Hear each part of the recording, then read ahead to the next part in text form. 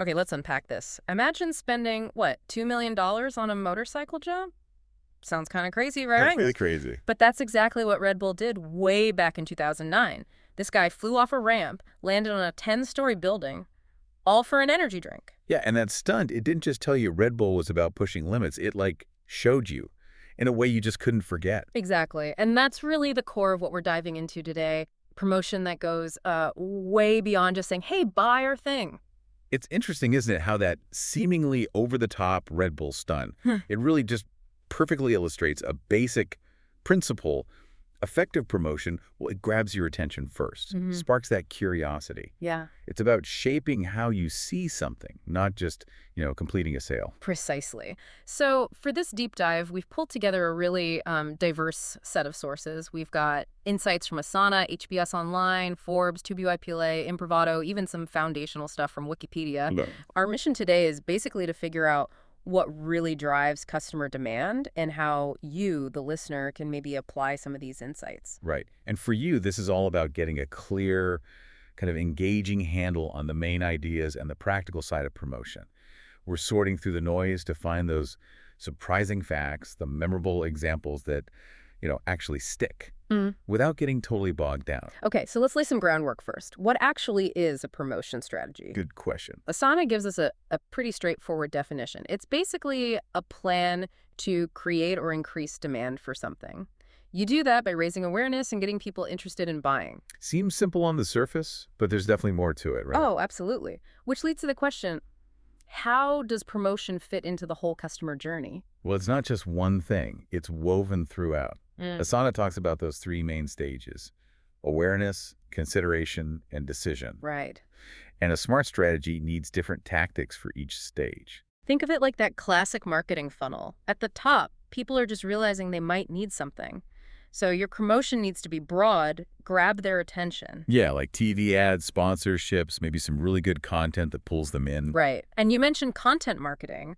Asana points out how valuable that is, especially for businesses with longer sales cycles like B2B or SOC. Exactly. It's about building that trust, that authority, giving valuable info before someone's even thinking about buying. So content isn't just lead gen, it's becoming the go-to resource. Pretty much. So when they are ready, you're top of mind. Then, okay, people move into the middle, they're comparing options. Now your promotion needs to show why you're the best choice. This is where customer reviews get, like, incredibly powerful. Oh, yeah. And things like free samples, let people try it out, or detailed case studies that really show your value. These mid-funnel things, they're building a connection beyond just features, aren't they?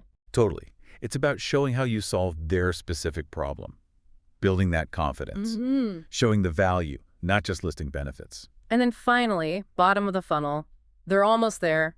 Your promotion just needs to give that final nudge. Like special offers, maybe personalized emails, or even really good return policies that just remove that last bit of doubt. So it's not one size fits all. It's a sequence, really, guiding people step by step. A carefully planned sequence, yeah. Yeah. Addressing their needs right when they have them. Okay, so Asana actually lists 12 different types of promotion strategies. Let's dig into a few interesting ones. We touched on content marketing. Yep. Sponsorships are another big one. Boosting your brand image by linking up with another brand or maybe an event. It's like borrowing their positive vibes, right? And reaching their audience, too. But the connection needs to feel right, doesn't it? Oh, absolutely. It has to be authentic, not just sticking your logo somewhere random, like a sports drink sponsoring a marathon. That makes sense. It feels natural. Okay, what about email marketing? Seems kind of old school, but apparently still really effective. It really is. For staying connected with, well, everyone, potential customers, loyal ones, even past ones, Asana mentions offering something free, like a guide, for an email address. Classic tactic, still works. Builds that direct line. Exactly. And emails evolve too. Think about retargeting. Ah, those emails about stuff left in your cart. Yeah, or ads shown to people who visited your site before. Yeah. That kind of re-engagement based on what they actually did, super effective. Then there's referral marketing, basically getting your happy customers to tell their friends. Word of mouth, essentially. Which can happen naturally, sure, but you can speed it up with referral programs, right? Incentives for everyone involved. And what's powerful there is the trust factor. You're way more likely to trust a friend's recommendation than just some company ad. Built-in credibility. Makes sense. Then you've got event marketing, conferences, trade shows, webinars, all that. And aligning with special causes, that's interesting too. Like Patagonia? Yeah, exactly. Their environmental commitment, it makes customers feel like they're part of something bigger than just buying a jacket. Builds serious loyalty. And that taps right into this trend where people really want brands whose values match their own. It's more than just buying something. It's like supporting what you believe in. Customer reviews, absolute gold, right? Oh, definitely. Think Amazon, Yelp, TripAdvisor. The customers are doing the promotion for you. And loyalty programs, they're not just for keeping existing customers, are they? No, they also subtly show potential buyers the long-term value. Like, look how much you save over time with us. Demonstrates that ongoing benefit, makes choosing you seem smarter. Precisely. It reinforces the decision to stick around. And can't forget, try before you buy. Free samples, giveaways, trials. Low-risk ways to build confidence, let people experience it firsthand. Right. And finally, Asana talks about creating a distinctive brand, showing how you're different, better, like Whole Foods did with health and the whole shopping experience. And underpinning all of that is just providing a consistently good customer experience. Not just up to the sale, but afterwards too. That keeps people coming back. Exactly. That positive experience turns customers into advocates. Promotion shouldn't stop when they click buy. Okay, so you've got all these different strategies, these levers you can pull, but how do you know if any of it's actually, working? Ah, yes.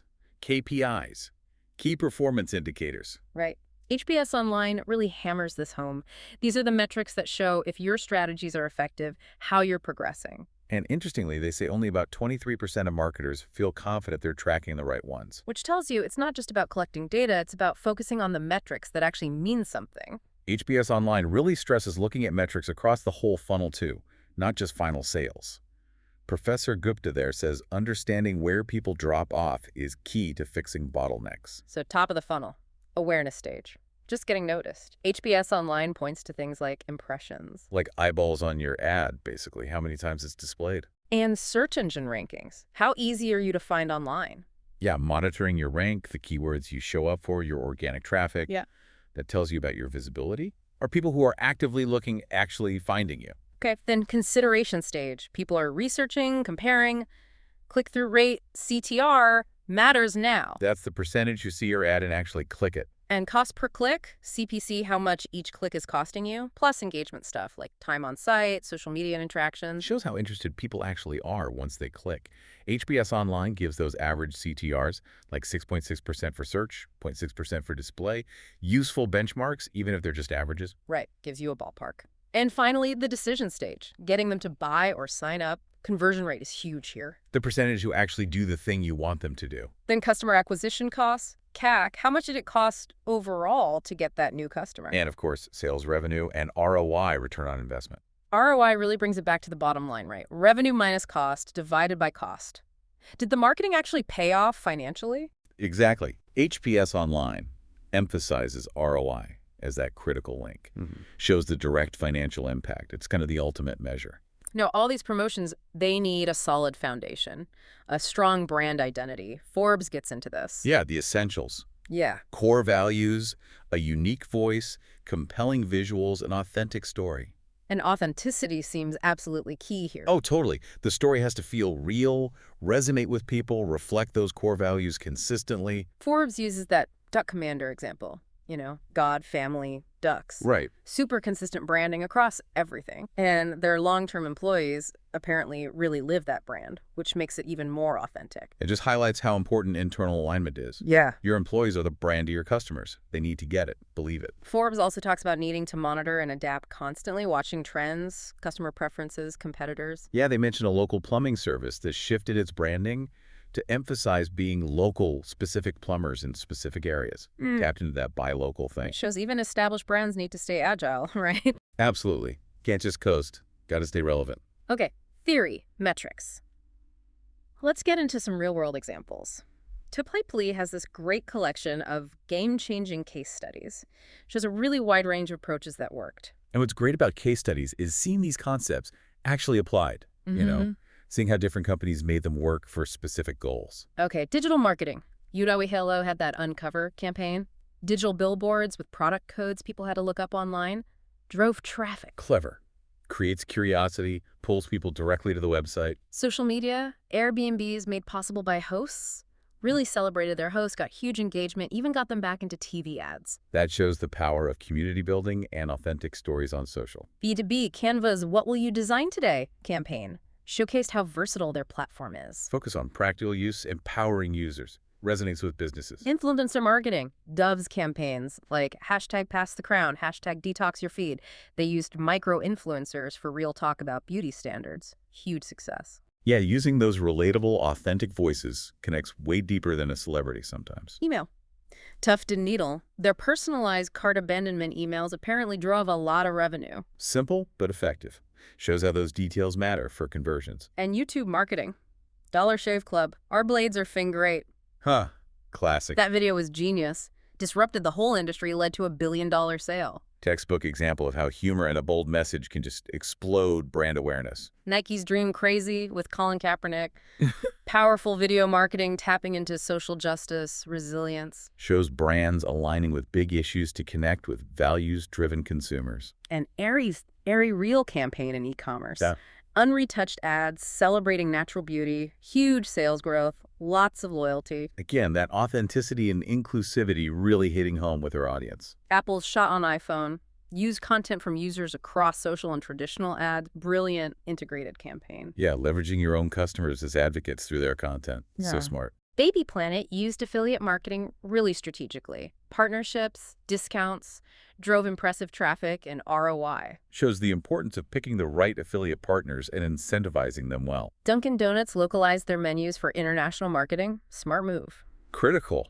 Got to understand local tastes when you go global. Roomify boosted their e-commerce by really optimizing their Amazon presence and ads. Focusing hard on one key platform like Amazon can really pay off. RXBAR teamed up with Spotify, even Ice-T, for targeted in-app ads. Creative mobile marketing. Reaching people where they are in the apps they use. And MyEA even got into esports marketing to reach their target guys. Shows how you can connect with specific groups in maybe unexpected but totally relevant places. And account-based marketing. GumGum made a personalized comic book for T-Mobile's CEO. Wow. Talk about memorable. That's how you cut through the noise with a key target. And LowTallyQ helped a school boost leads using search engine marketing as part of a bigger digital plan. Underscores how effective a well-rounded digital strategy can be, especially using search to get tangible results. You know, all these examples really point to the power of integrated marketing communications, or IMC. Right. Improvato and Wikipedia talk about this. It's about creating this seamless communication plan. Where every tool, ads, PR, sales delivers a consistent message everywhere. Exactly. So the brand speaks with one clear voice, builds deeper trust, deeper commitment. It's like an orchestra, right? Every instrument playing its part, but all together creating one piece of music. Yeah, that's a good way to put it. It's a move away from those old silos where marketing did one thing, PR did another, maybe sending mixed signals. IMC is holistic.